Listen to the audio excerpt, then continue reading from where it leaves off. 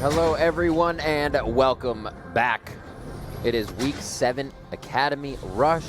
We've already had a bit of Academy gameplay going back and forth. And now it's time for Immortals to take on Cloud9. It's actually big for 30 seconds until minions spawn. It's definitely something that they need almost off the bat to make weeks 8 and 9 look good. You know, Champion Select was them kind of focusing everything around the map that they could, and we're trying to see currently if that works out for them. Cloud9 said, hey, so as is in next Academy, and option. So they take him out fast.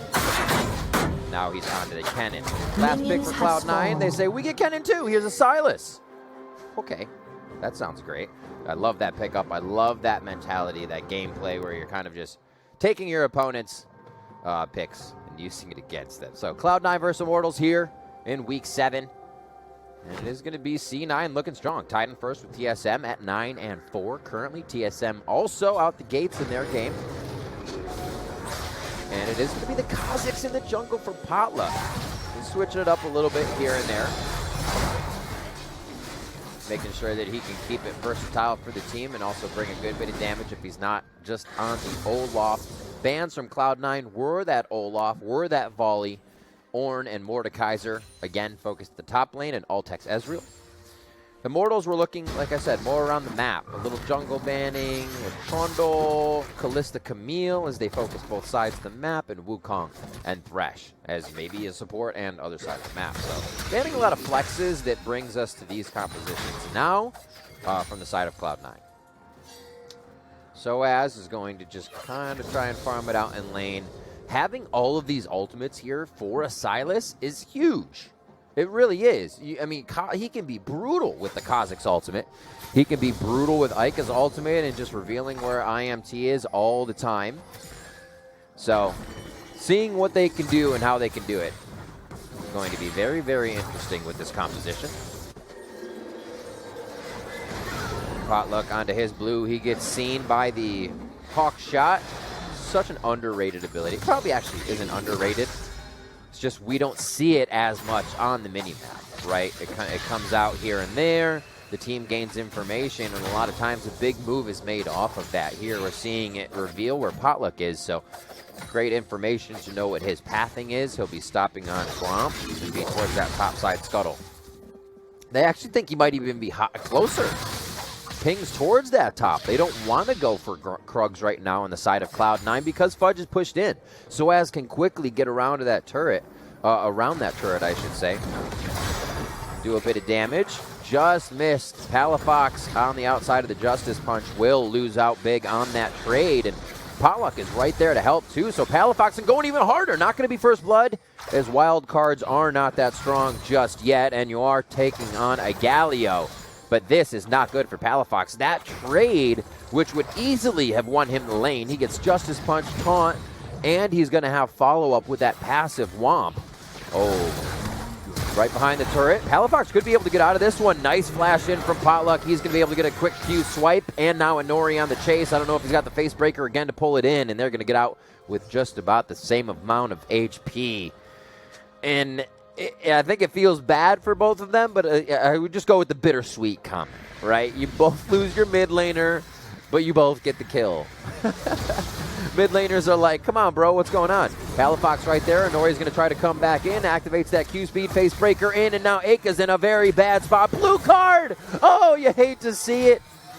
Could have got a bunch of mana back. I mean, hey, maybe you could attack more, but just not enough time.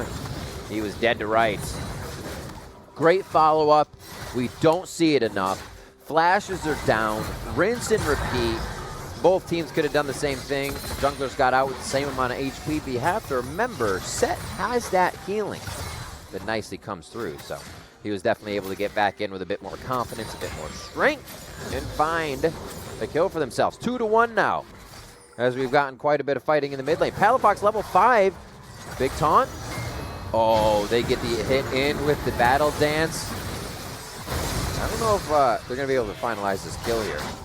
Diamond quickly battle dancing over and then getting his entrance. I love the movement of Rakan, making sure you can shield and then get in. Soaz going to tank a shot. 2 shots. Gasp. Just to stop the back. I mean, he's got TP, but he will miss a few now. Oh, nice. That's return on investment right there. 2 shots for 2 mins. He's going to get more, actually. It took time to buy for Fudge, so he misses quite a bit of that wave.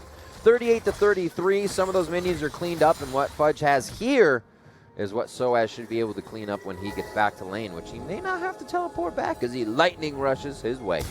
Back to the top. Inori, Hex Flash. Flashy. Taking out the Krugs. So junglers had a bit of action, which has accelerated their pace. Inori coming back to do something with that already. Bomby Cinder's going to help him clear the jungle quite fast. We already know Potluck with those Void Missiles can just blast down what he needs to in the jungle. So as stepping forward in a bunch of minions. Ill-advised for a Kennen, but he's going to be okay. Could just be drawing in, potentially taking damage for a bait that happens at the turret. Jungle pressure is towards the bot side of the map, so what he has for now seems like it's going to stick, and they don't have any play coming for top side, so he just stays back. Paying attention as well to how he's kind of farming these minions. It doesn't look like he's keeping too much up, so the way he's just throwing out is obviously to keep pace in farm, but it shows that I'm not harassing you with my passive shocks. I'm not getting WQs on you to push you out of lane. It's kind of just pointless as Silas is going to come back in, corrupting potions, biscuits, and you'd rather be farming. So Soaz kind of just farming it out right now. 49 to 49 as Fudge was able to put a bit of pressure on and catch back up in CS. And Soaz has just gone for the Negatron cloak to start. Cloud Drake has finally drawn some attention. And Inori going to grab that for himself. Palafox standing guard. Sees a Potluck. You know, Potluck always loves to be involved. It's in his name. Everything you can do to be involved. But not this time. Almost to a full clear on that back wave. Winds of Ward. Level 9 is a level 5 for your abilities. At least that first one that you're maxing.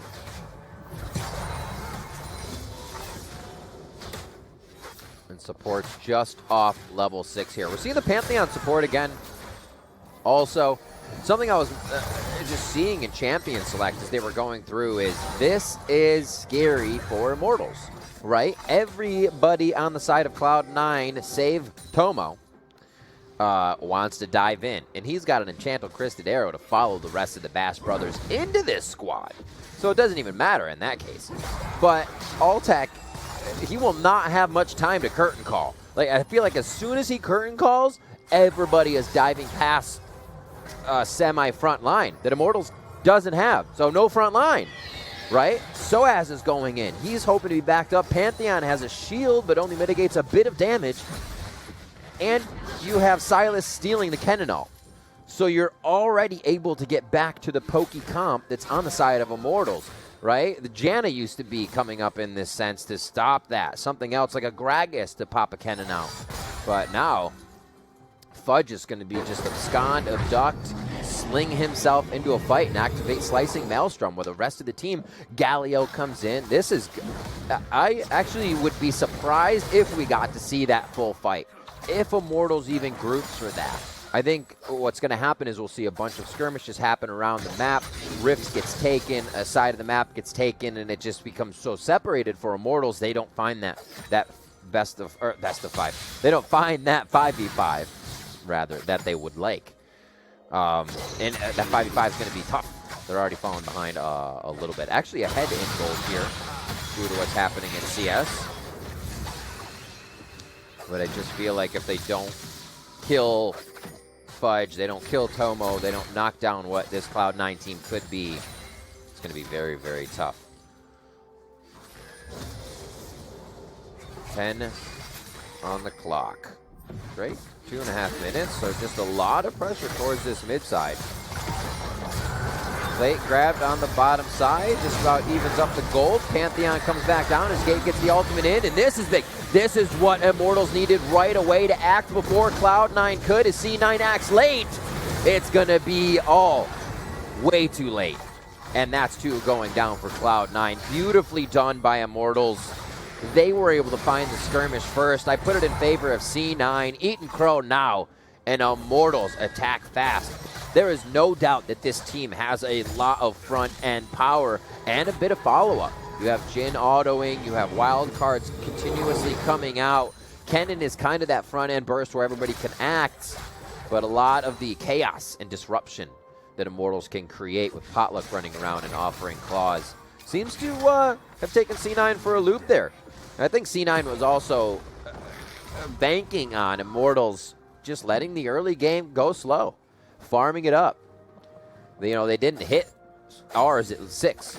They waited. It's 9 now. Level 7s, 9s across the board. So Immortals is definitely pacing themselves, taking Cloud9 by surprise there for a fight that definitely puts them in the lead here. And I wouldn't be surprised to see Cloud9 getting angry. As we see Fudge go right back in, but Soaz says, yeah, bring it. I know you're going to heal, but I'm going to be able to deliver damage here. So he's got a recurve, he's got that Negatron cloak, and he's just kind of putting, as Captain Flower says, that garage sale recipe together right now.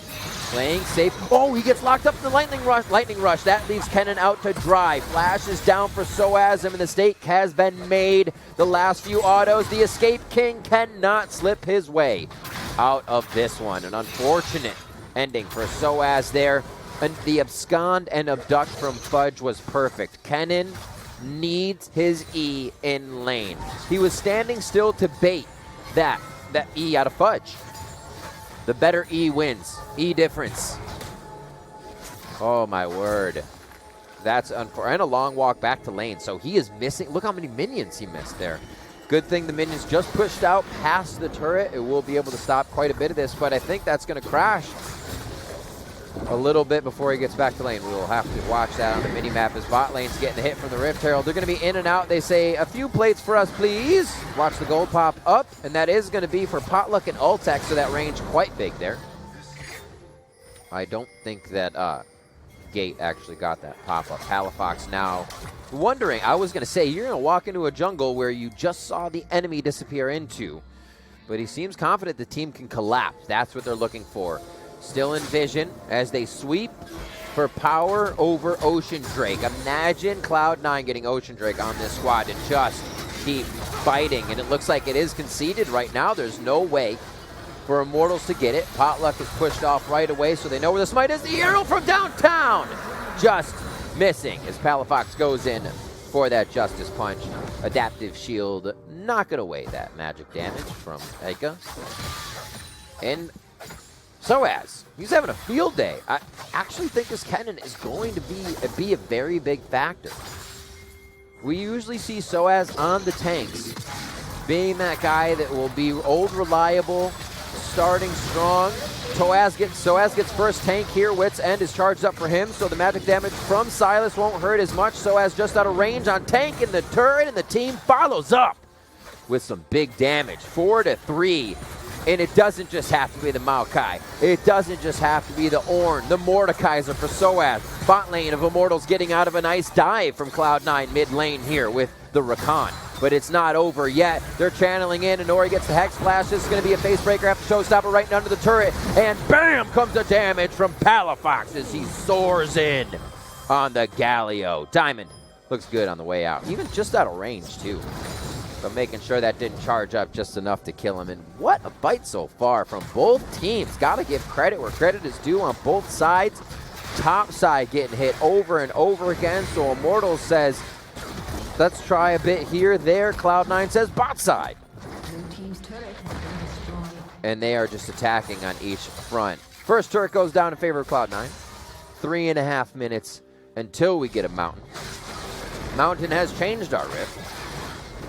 And Immortals is on point with the rifts, but not so much the Drakes. I think they're okay to leave that Pantheon. Grand Starfall comes in.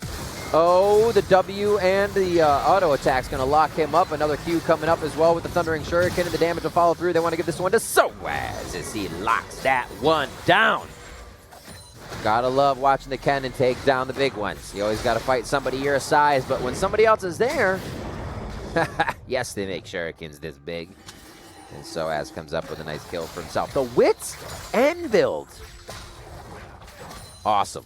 Haven't seen it in a long time. Right? Usually they go attack speed, play the Rune King, synergizes with E. Soaz lightning rush out. This time he's in a bit better position. Nice thundering shuriken dodge coming out of a Nori as Soaz misses that mid-channel of the Haymaker. But if you don't really want to fight a Nori right now, Kennen, he's a nuisance, but he's not a toe-to-toe fighter. And that's what we just saw right there. Uh-oh.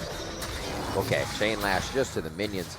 This is a brutal one. Gloves are coming off. We got a lot of fighters here, so they should stay on. But it's okay. We'll let it happen. 16 minutes in. 4 minutes until the Baron. 2 till the Drake. So a good separation in time there that won't really sweep the game in anybody's favor.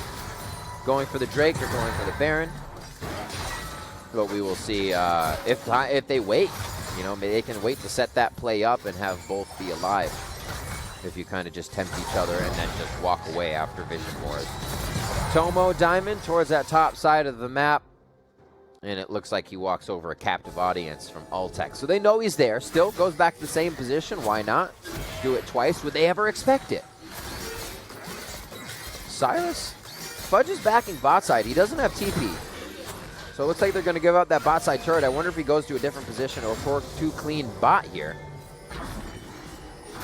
Hawkshot soars across the map. No information is still information. We expected that to happen coming from Soaz.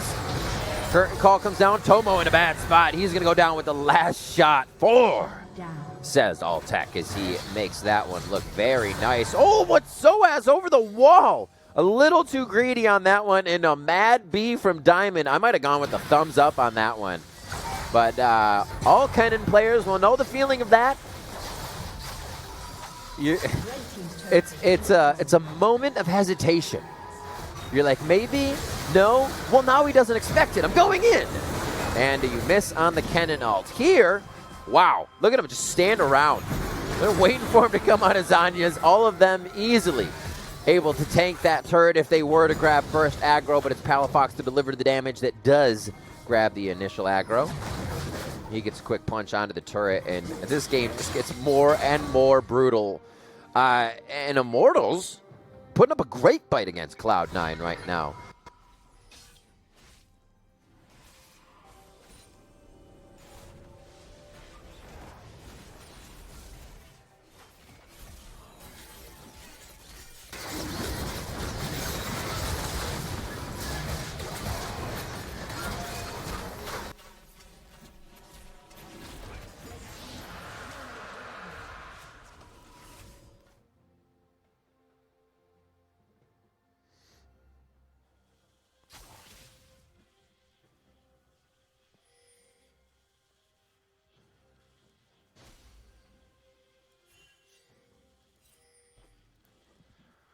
Soaz pushing towards that top side.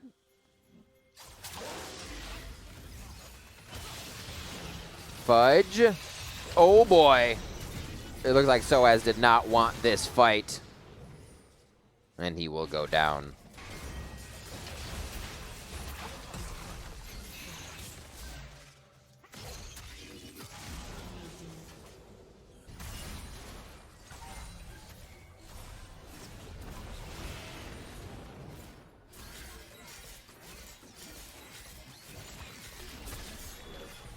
Tomo cleaning things up. 162 to 174 between the marksmen, so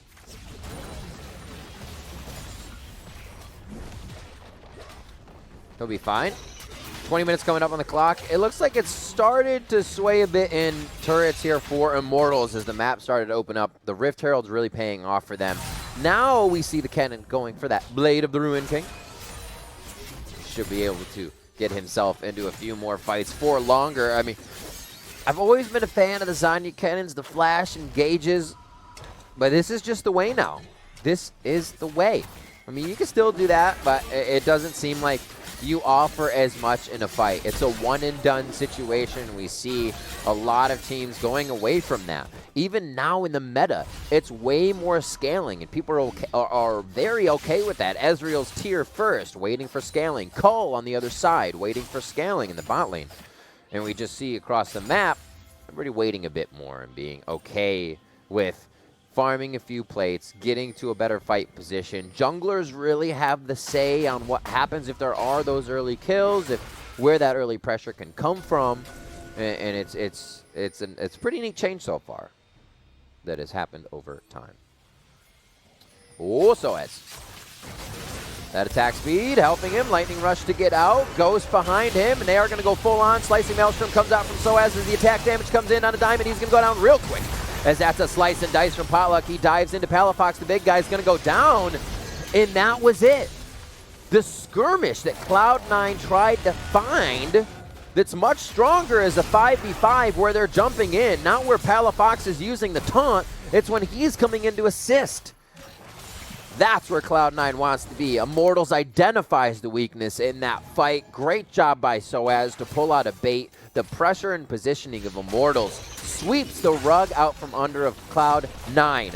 And Immortals is knowing that they can get Baron, but Inori's there. So they're going to go for pressure on the map. Fudge goes for a 2v1 that pulls in Inori as he flashes out. And now Immortals may have overstepped their boundaries without the vision that they needed. And Gate is going to go down along with Aka. It looked so good until there were no wards on the right shoulder. Cloud9 identified, more sweepers coming through. And honestly, I got to recall that. I don't think they identified. Cloud9 just acted on the fact that there were two squishies pushed up on a turret way out of position. If the wards were there, it would have been great for Immortals. And the whole play that they set in motion was fantastic. The Baron could have been a 50-50, so they push a turret, they get a bit more, the minions push forward, that sets you up better for Baron in just a few minutes. Great. But Inori barreling around the corner at 7-0-4 like a Mack truck just helps take down the entirety of those two members, Aka and Gate of Immortals. So, Cloud9 starting to swing back, 9-11 in kills. But I say it that way. Usually you say the higher number first because it's 41,500 for Immortals to 38.9 as they just tick up over to 39 in a moment. So that gold lead is there. Immortals have cleared the map. They should have more, at least an advantage to core items or at least some levels in positioning that will help them. But Cloud9 is really evening that out fast. Potluck's going to get nailed. Soaz tries to dodge. He gets slowed, but he cannot do too much to help.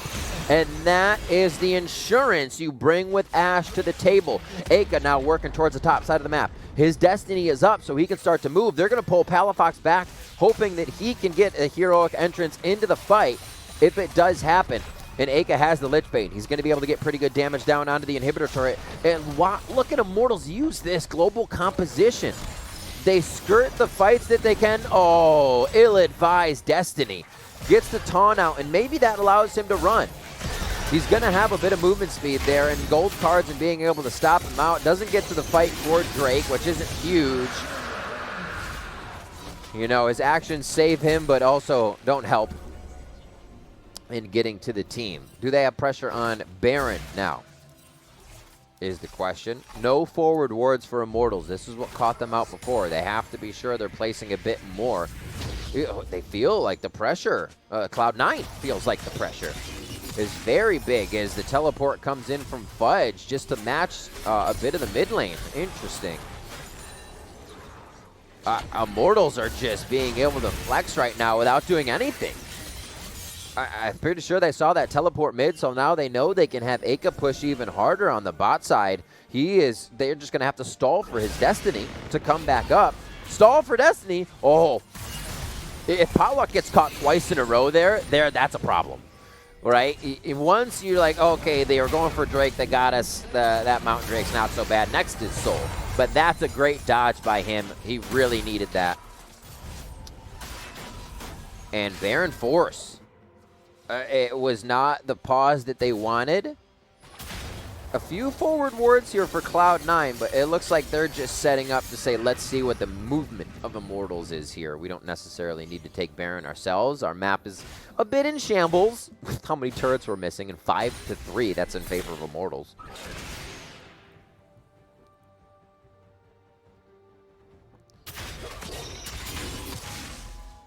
Fudge will back off. Looking at the CS scores, really great overall laning phases and jungle phases coming in. And we can see that Nori may have focused the PvP a little more than the PvE at 705. A 323 with 180 still up there. We can see the items here completed. Nori is just a monster right now of tank stats. See what he will build next. 450 gold bounty for him, matched by a 500 gold bounty on Altec. This Jhin doing some work with protection. And like I said, I'm impressed that, oh, does he activate it right away? Oh, he did. You can see he kind of went into that phase, and then he activates it one more time for movement speed. That Immortals, as I go back to my thought, is staying alive during this beastly brawl composition from Cloud9. They're staying at bay. The one time we saw them out of position for second tier top turret, Immortals was taken down immediately. We know how squishy they are. It's like team paper right now. Even Gate goes down fast. I mean, the guy has a glaive and a phage. Whoa! I mean, he already has a glaive, so he bought another one. He's got 2 now. I think Pantheon actually has a spear, but whatever. This would be a huge victory for Immortals here, especially over Cloud9. TSM probably would be smiling if they win their game today. That separates them a little bit more with first place and a cushion. So as... Oh, okay. For some reason, I thought Potluck was the enemy, and I was like, no, you just used your E. Oh, you're okay. Stays here. I mean, the cooldown's pretty low at this point in the game. Level 16 coming up in just a few for everyone around the map. A level difference there between our junglers, but Inori should be pretty close. Pink wards in the inventories of a few members here, which is why we see slower movement. Usually when you see a lot of pink wards, everybody moves in a line to protect those. You have a bit of intention in what they're doing just by looking at inventories, and that they want to protect those pink wards here. So a few of those are going to go down. And Cloud, they may place these back, see what the movement of Immortals is, and, you be okay with them clearing the wards. Then you have the opponents grouped in one spot. You lost a bit, and you gave them some 75 gold spots, but whatever. Palafox cleans up bot lane. Even CS between the mid laners. Splitting hairs here. Barrier now up for Aka. He's feeling like there's going to be a big fight coming soon. He has his destiny, so he can travel where he needs to. Teleports up for Palafox, so he can TP to a spot that may get him into ult distance if he's not already in the fight. We've seen the fights where Palafox isn't able to ult in, just easily fall the way of Immortals.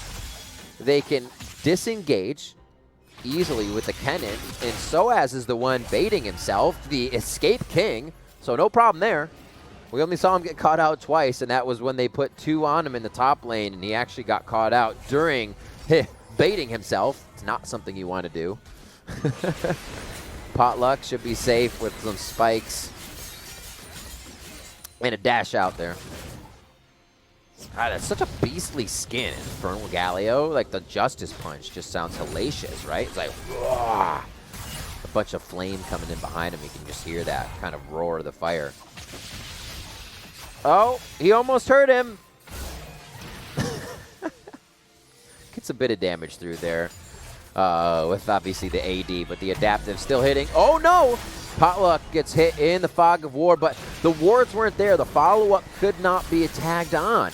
Immortals now has a chance to get to the backside. The quickness. Ica stops that one out with Watch. The taunt's still going to be there. Damage onto both sides of the fight as Aka throws down the shield for himself from the barrier, but I don't know if it's going to be enough. He is drawing a lot of time, but nobody can deal damage to the backline of Cloud9. Potluck's just out of range. Soaz just out of range.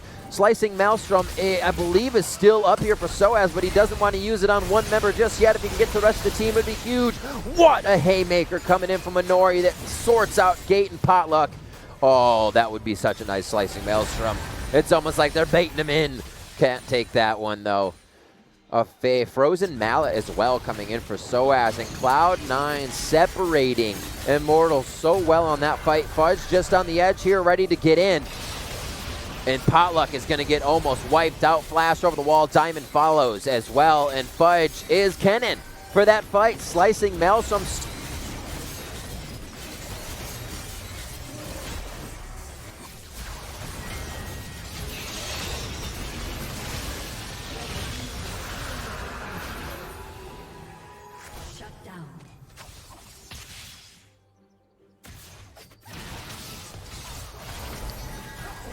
Is a knock back and forth for Diamond.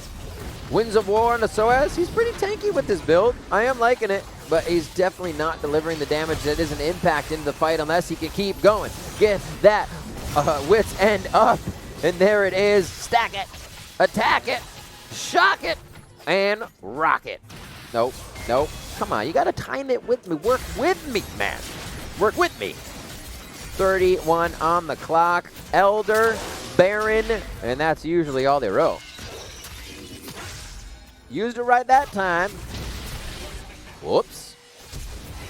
How close can he get? Although he's just using it for vision. He hasn't actually moved yet. No, so he's going to go over to Baron. He's just behind. Gets that Super Soaker of the GLP onto his opponent. And coming up big is Tomo with the kills as he just keeps throwing out volleys over the shoulder of his teammate. They still see, they're still chasing, they're still going. The arrow comes out. Oh, Potluck. He's just got to hate that right now. I mean, it's not even his fault. You walk into a channel, there's not much you can do at that point. Flash is down, and I feel like Tomo has a 10-second cooldown. What is this? Cloud9 is firing on all cylinders right now. Taking down middle inhibitor turret. It seems like they had their backs against the wall, but I feel like they were just biding their time here. It's 7-0 and 6 on set without seeing a Nori really go down or have trouble in these fights. It was like Immortals feeling like they were in the lead with no real fight to show them that was the case. Soaz gonna go down there 21-11 as this one just quickly gets swept in favor of Cloud9. They will be on the last Nexus turret. The Nexus is open. Somebody's picking up some extra pocket gold if they get the last hit on that, but it looks like they're going to let the minions do most of the work. As the farming continues of both minions and KDA, Tomo, the good guy, hitting the Nexus. Cloud9 take down Immortals Academy.